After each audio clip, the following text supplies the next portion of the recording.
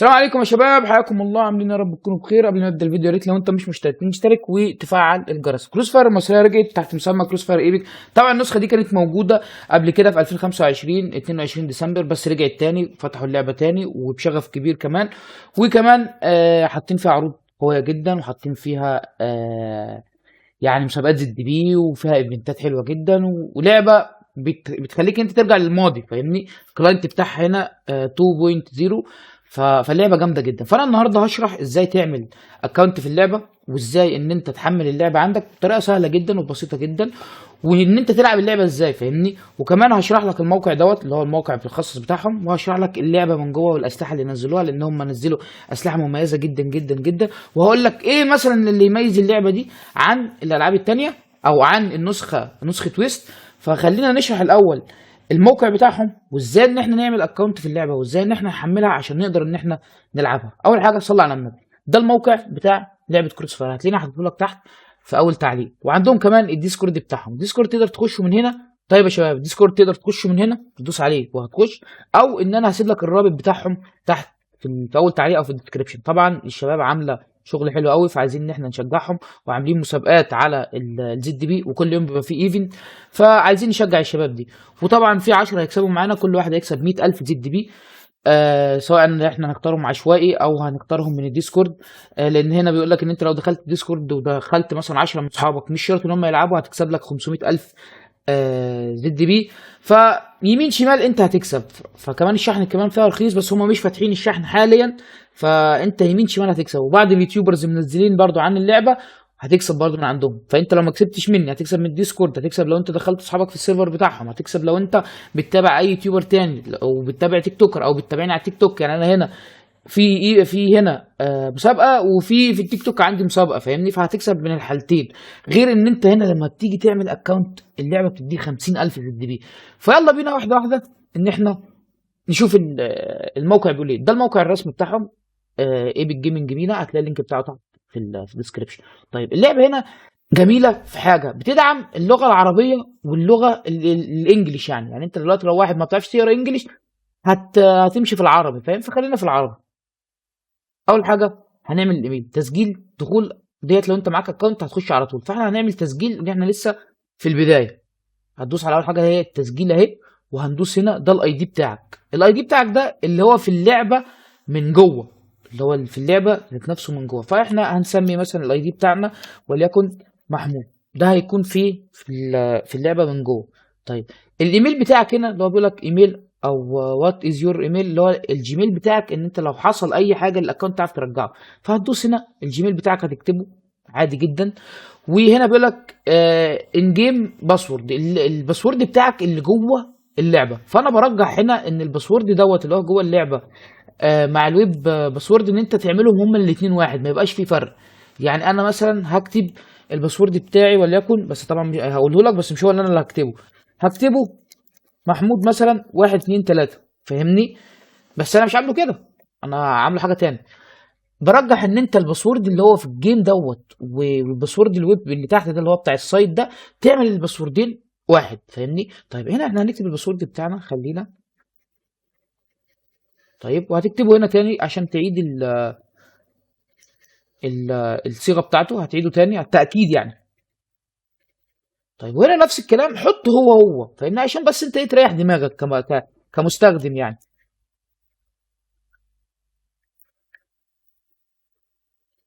طيب هنا احنا عملنا الاكونت خلاص، عملنا او بدأنا ان احنا خلاص ايه نفنش في الايميل. طيب هنا بيقول لك المعلومات بتاعت الشراء والبيع بتاعك هتستخدم جوه اللعبه. طيب هتكتب اسمك. انا عن نفسي اسمي محمود احمد، فهكتب ايه محمود احمد. بقول لك مصريه بقى. طيب هنا بيقول لك التليفون بتاعك يا باشا، دخل اي رقم، دخل اي رقم، فاهم، بيكون شغال. فانا عن نفسي هدخل الرقم بتاعي اللي كلكم عارفينه اصلا، فده مش هخبيه. دخلته. هنا بيقول لك السؤال السري او الفريستات او الفريستات. خلينا في الفريستات. اعمل كوبايه شاي، عشان انا كمان عامل كوبايه شاي، فاستنى اخد بق. بص يا معلم، ده الفريستات بتاعتك. هنا بيقول لك المدرسه بتاعتك تقريبا الاعداديه ديت او الابتدائيه البرايمري سكول دي، مش فاكر والله. فانت بتقول لك جراند ماذر، جدتك مش عارف ايه، اختار اي حاجه، فاهم، اختار اي حاجه من دي. وتجاوب عليها من هنا، بس تبقى عارف السؤال. يعني انا هختار اللي هي السكول دي، وهسمي مثلا هقول هكتب مثلا برضو محمد. المدرسه بتاعتي كانت محمد مثلا، محمود ايه، محمد.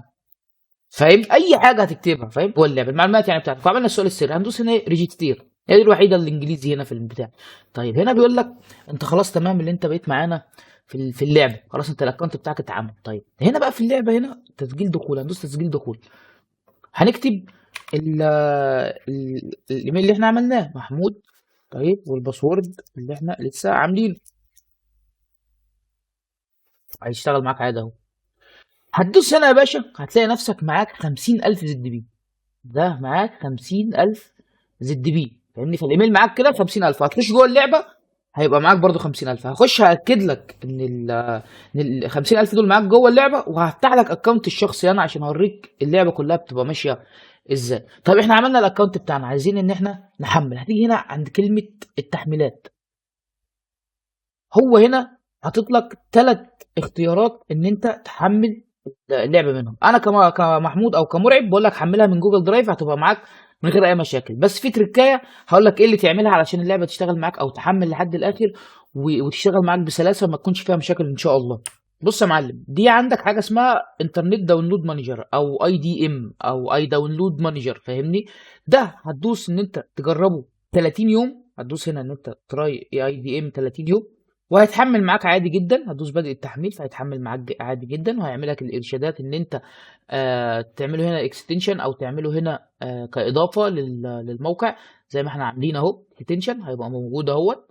وهتدوس هنا على تحميل اللعبه داونلود. هيبدا ان هو يقول لك ان اللعبه دي هتحملها فين او هتحملها ازاي. هتدوس داونلود عادي جدا، هتدوس داونلود anyway يعني على اي حال. هيبدا ان هو يجيبها لك على الاي دي ام او الداونلود مانجر. هتدوس بدء التحميل وتستنى لحد ما تنزل. هيجي لك ملف مضغوط، طبعا انت هتشوف ان انت هتنزلها فين. هيجي لك ملف مضغوط وتبدا ان انت ايه تحمله. طيب خلصنا الخطوه دي وحملنا اللعبه والدنيا تمام. تعالى يا باشا معايا. طيب اللعبه هتنزل لك اللعبه هتنزل لك بالشكل ده. فانت هتعمل هنا هتفك الضغط، هتكتب الباسورد 1 2 3. الباسورد بتاعها بيكون 1 2 3 لان هم كاتبينه لك هنا بدا كروس فاير ايبك ولاست باسورد 1 2 3. طيب اللعبه هتبقى نازله عندك بكلمه كروس فاير ايبك لاست، كروس فاير ايبك لاست، فاهمني؟ هنفتح عادي، سيبك من الرساله اللي بتيجي دي، وهنيجي نفتح اللعبه من الباتشر اللي هو ده، كلمه باتشر، لان انا قلت لك اللعبه هنا بتاخد الكلاينت اللي هو 2.0، فاهمني؟ فهنفتح من هنا الباتشر بتاعنا. هتلاقي اللعبه بتحمل مثلا ابديت صغير جدا هنا عشان التحديثات اللي هم عملوها، وهتدوس بلاي وهتلعب عادي جدا. فاحنا دلوقتي هنخش نجرب اللعبه من جوه، هنجرب الاكونت الصغير اللي احنا عملناه وهنسميه، فاهمني؟ فكمل معايا الفيديو هنشوف الدنيا بتقول ايه جوه. احنا دخلنا خلاص وسجلنا الاكونت بتاعنا، وانا سميته واي تي مرعب يعني. ده اللوبي بتاع اللعبه، النيو لوبي بتاعهم. اللعبه بتتكون من ايه؟ ايبك اي جي سيرفر. اللعبه سريعه جدا وكويسه ما شاء الله. ده الجي ام سيرفر، الحاجه المخصصه بالجي ام او الجيم ماستر او الشباب بتوع اللعبه، الستاف بتوع اللعبه. طيب هنا في ايبك كلان، ده ان شاء الله لما في المستقبل نعمل كلان. طيب انا هفتح الصوت، معلش ثواني عشان ارجعك للصوت بتاع زمان. هو مزعج عامة، هو مزعج بالنسبة لي كمرعب يعني. انا هقلله صوت واحد بس، فاهمني؟ ده اللانجوج فاحنا مش عايزينه. طيب سيف. دي واجهة اللعبة، دي واجهة الكلاينت اللي هو ال 2.0. طبعا اللعبة سريعة وكويسة وما شاء الله حاطين فيها اضافات حلوة قوي قوي قوي. فكمل الفيديو هتلاقي ان انت لو عايز تجرب حاجات ببلاش يعتبر حرفيا مجانية، تجرب الديزرت الايجل الانجل دوت او الديزرت ايجل الديمون. فده اللي بيميز اللعبة. اللعبة هنا دعم مصري، شباب مصريه. عندك الديسكورد بتاعهم، عندك مثلا الفيسبوك بتاعهم، عندك اللعبه بتاعتهم بيسمعوا لك حرفيا. عندك ان هم ضايفين حاجات وضايفين اسلحه ببلاش لينا احنا لو انت عايز تجربها وتلعب اللعبه ديت. عندك الفي اي بي حرفيا ببلاش وافتكاسات جديده وحاجات جديده تقدر انت تجربها من غير ما تدفع جنيه، فاهم؟ يعني من غير ما تدفع قوي، فاهم؟ هم لاغيين الشحن حاليا ومفيش اسعار شحن. هو كل اللي موجود ان انت بتكسب من خلال المسابقات اللي معموله في الديسكورد ومسابقات اليوتيوبرز، وانا حرفيا وانا كمان معاهم فاهمني. فانا بقول لك ويلكم تو ايبك مينا. طيب في هنا 1 2 3 4 5، في 5 شانلات. طبعا انا فاتح الصبح، فهتلاقي ايه انه موجود مثلا روم، حتى الروم اللي موجود بوت فاهمني. فانا فاتح الصبح الساعه 10 او 11، فالموضوع ايه مفيش حد موجود. هنا مكتوب الميشن او مكتوب الصفحه بتاعت الام بي او الميليج. طيب خلينا نمسكها واحده واحده. خدنا اللوبي، خلينا نمسك الاستورج. يلا حمله. هنا يا معلم انت بتنزل لك ب 50,000. ثواني هندوس هنا، هناخد ايه الويبون دوت ونعمل له ابجريد عادي جدا. ماشي ماشي، تعليمات كده بناخدها وخلاص. ماشي. هنا يا معلم اول ما بتفتح كروس فاير المصريه بتديك 50,000 زد بي، وبتدي لك ام 4 اس ايرون بيست، وبتدي لك كوكري بيست. طبعا الاثنين يا جدعان يعني بص الام 4 ده قوي بطريقه مرعبه، قوي جدا جدا جدا. وكوكري حتى لو انت مش عايز في اي بي، مش عايز تشحن او مش عايز تعمل مسابقات وهو شخص كسول، بيدولك 2 في اي بي اصلا تقدر ان انت تلعب بيهم. حلو حلو الكلام. معاك 50,000 زد بي. طيب احنا شفنا شكل الاستورج، واخد الكلاينت القديم زي ما قلت لك اللي هو 2.0، عماله ردت في الموضوع، وشكلها ايه بسيط وشكل حلو وشكل كويس. طيب هنخش هنا للبلاك ماركت. في باتل باس هم عاملينه كمان اهو، اهو بص، بس ده لسه ايه بيتجدد، لسه بيظبطوه واحده واحده. الناس ايه الشباب لسه بتشتغل فايه واحده واحده. عندك حاجه اسمها الجارنت كريت، احنا عندنا ده اسمه جارنت ويل، بس هنا لا جارنت كريت تقريبا، والله ما فاكر، بس تقريبا في وسط مكتوب جارنت جارنت كريت. فعندهم الجارنت كريت منزلين اسلحه اسمها ام 4 ريد نايف بيست. التوكسيك ده اللي هي اسلحه جديده بتاعت الميوتيشن مود او الاتش ام ميكس، فهي شكلها مميز وشكلها حلو جدا. طبعا احنا مش هنفتح عليهم عشان ما نصرفش ال 50,000 زد بي بتوعنا. والشباب حط هنا اللابس، بس اللابس لسه بينزلوا تحديثات وبينزلوا حاجات فهينزلوها لك. بينزلوا السترين ويل برضه، فهي نفس كروس فاير ويست، مش فارقه اي حاجه، بينزلوا لك بس اسلحه جديده وحاجات جديده. طيب ده الزد بي الكريت حاطين لك هنا 4 خانات: الرازر والام 14 كوليكشن والبانك والديزر ده ولا دي از زد ار دوت والنوبل. فحاطين لك حاجات حلوه، لسه برضه بيحدثوا في اللعبه بتاعتهم وبيطوروا فيها، فالموضوع كويس جدا، عايزين نشجع الشباب دي. طيب ادي الخانه الثانيه نوبل واسلحه برضه لو انت تيجي تفتحها الحظ فيها حلو واللاكي فيها حلو. طيب نفس الخانه الثانيه اهي، الخانه الثالثه اقصد، الخانه الرابعه الرازر او كروما. ده كروما صح؟ ده الرازر كروما. اه ده الرازر كروما. التاني ده كان الرازر العادي تقريبا صح؟ اه الرازر الكلاسيك العادي. الجي بي برضه فيها حاجات حلوه اهي، مش وحش. نسخه زي تحس انها نسخه فلبين او نسخه صينيه، فاللي هي الحاجات اصلا تقدر ان انت تجربها قبل ما تخش يعني قبل ما تنزل عندنا في وسط. فده موضوع جامد جدا وانا حابه كمرعب فاهمني، ان انا اقدر اجرب السلاح قبل ما اخده. طيب ده الانفرتوري اللي هو بيديلك معاك 100 صندوق رازر كلاسيك، بيدولك اول ما بتفتح اللعبه برضو فاهم. هي فيها اوتو بس يعني انا بص ايه نعمل اوتو. البوش 10 هتتضاف ان شاء الله، واللعبه فيها تحديثات وتطويرات كل شويه، وانا عن نفسي كمرعب هنزل لكم عليها محتوى مستمر، يعني مش مجرد فيديو وخلاص. واللعبه هنا بقى لها فاتحه بقى لها 15 يوم 20 يوم، فلعبه كويسه فاهم. هنفتح 10 كريت بس ولا حاجه، هو مديك 100 صندوق فكره، فالموضوع حلو. طيب خلينا نقفل بس عشان نكمل شرح. خلصنا البلاك ماركت، نخش على الشوب. النت عندي مش حلو معلش. النت هو اللي هو المشكله، النت بتاع وي ده في حاجه. الشوب العادي جدا الهوت نيو، حط لك الديزرت ديمون، حط لك الدومينيتور، وحط لك اليو بي زد الديمون اللي انا نزلت عنه على التيك توك، والسكار لايت والديزرت ايجل انجل ويامو دي او يومو دي او اومو ديت. حلو. الباكج عاديه جدا، الباكج بتاعت 2014 زد الجي بي عادي عادي جدا، ده الزد بي والجي بي الاسلحه العاديه يعتبر. الشخصيات برضو هنا الشخصيات العاديه بتاعتنا بتاعت زمان بقى، دي الشخصيات اللي من 2012 ل 2019. فشخصيات سوزي دي كان اسمها ايه مش فاكر ديت، جون ولا جي، فشخصيات حلوه لعبه ترجعك لزمان، فاهم؟ اللاسوات اهي، انا بحب اللاسوات دي اصلا، بس هنا مكتوب ان هي نوبل جولد فحاجه تانية. طبعا الحاجات دي مش هنحتاجها قوي. الايتم موجود، تقدر تلون اسمك بتاع الزومبي مود. الكروت حلوه برضو، لسه ما فيهاش الزومبي الزد ام 4 والكلام ده، لا لسه بيطوروا فيها.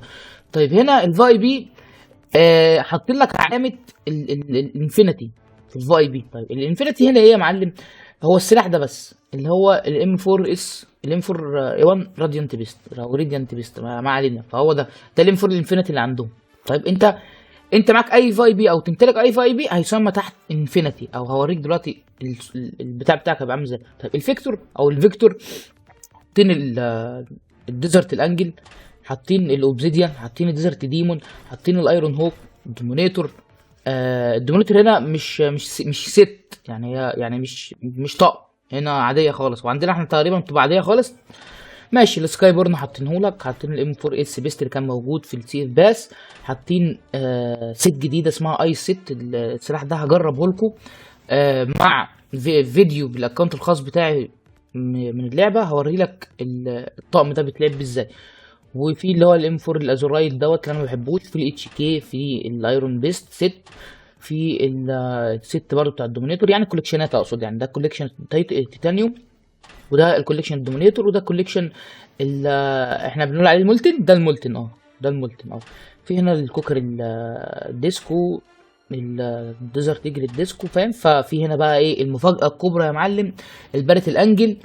في هنا الام 14، في هنا الام 4 ديمون، الكيوبي زد الديمون الجديد اللي لسه اصلا ما نزلش عندنا، وده انا جربته في التيك توك وهعمل لك بيه برضه جيم بلاي حرفيا مرعب. في الاي كي الانجل الجديد اللي عندنا، القديم اصلا النادر، فاهم؟ الاي كي ده مرعب يا جدعان، وبيديك 3 ضربات وحاجه جامده فشخ. انا بنزل شورتس كده في التيك توك. طيب الام 200 الديمون، الام 200 الانجل، الكيوبي زد الانجل، الاي كي الديمون. ففي اسلحه جامده جدا. الاي كي الايرون الموراكس بتاعنا. طيب البليزونج او البليزونج او المينا، في حاجات ناس بتسميها كتير قوي. بص دي الاسلحه بتاعتهم. فانا بقول لك ان الاسلحه تقدر تجربها هنا بانك بس تشترك، انك تحمل اللعبه وتنزل وتفتح حساب. يعني تحمل اللعبه وتفتح حساب وتشترك في اي مسابقه احنا بنعملها. النوبل طبعا منزلين فيها الاسلحه دي برضو هم مش سايبينك. وفي كلاسيك ست اللي هو معاك الام 4 البريتاتور مع الكوب مع الباريت مع الام 4 الايرون بيست دوت. فالست ده حلو بصراحه، شكله جامد، الباف بتاعته شغاله. لازم تشتريه صح. طيب الشخصيات هنا حاطين لك الرانين، وحاطين لك شخصيه اسمها وولف، وحاطين لك شخصيه اسمها فلورنسي، وحاطين لك شخصيه اسمها يومو او ياما. دي شخصيه كويسه مميزه يعني، حلوه انا حبيتها. وتريكسي وتريانتي وفايبر، ولسه بيضيفوا شخصيات الفايبي، فاهمني؟ نيجي هنا للميستري شوب، ده اللي هو الميرج. ده الميرج مسمينه ميستري شوب. ده الميرج شوب، هو مسمي هنا ميستري شوب. ف بقول لك بالعربي، انت مش هتحتاج الميستري شوب اصلا، فاهم؟ غير لو انت واحد بتلعب اللعبه على طول هتاخد الحاجات دي. بس انت في وسط الزد بي، وسط الاسلحه اللي احنا بنديها لك، وسط كل الكلام دوت وجوائز، فانت مش هتحتاج تلعب ام بي تقريبا. بس انا برضه هشرحها لك اهو عشان اوريك اللعبه شغاله ازاي. بص الموسيقى اللي تديك الحنين بتاع الماضي. تورنمنتس اللي هي البطولات. ده حاطين لك خانه برضه للبطولات ان شاء الله في قدام. بس هي دي اللعبه نيو اول فاي بي. ده الخانه اللي انا قلت لك اللي هي ما بتبقاش فاي بي بقى، هي بتبقى انفينيتي. لذلك احنا هنجربها هنا مع الشخص الاخ اللي هنا اللي اسمه طوبه اللي داخل هنا اهو. انت اسمك هنا، بص في ناس بيلعبوها لسه، بس انا بس فاتح الصبح فما فيش حد، يعني مش العدد مش كبير قوي. وكمان اللعبه جديده فعايزين يشجعها. طيب اهو ده الشكل اللي انت بتبقى ايه واخده في اللعبه او في الجيم ده الانفينيتي.